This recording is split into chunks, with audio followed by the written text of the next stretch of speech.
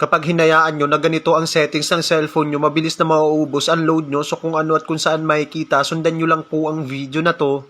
Open lang po natin yung ating Play Store. Tap profile sa right upper side. Dito ay makikita po natin itong settings. Itap lang po natin. Tap network preferences. At makikita natin itong auto update apps. Itap lang po natin. At dapat po ay nakaset po ito sa don't auto update apps. Kasi kapag nakaset po ito sa update all apps over Wi-Fi or mobile data at halimbawang nakadata lang po kayo ay automatic po mabilis na mauubos ang load ng inyong cellphone dahil automatic mag-a-update po lahat ng mga apps na naka-install sa inyong cellphone na siyang magiging dahilan kung bakit mabilis na mauubos ang data o load ng inyong cellphone. Kaya dapat ay iset nyo ito sa don't auto update apps. So that's it guys. So sana may natutunan, follow and share.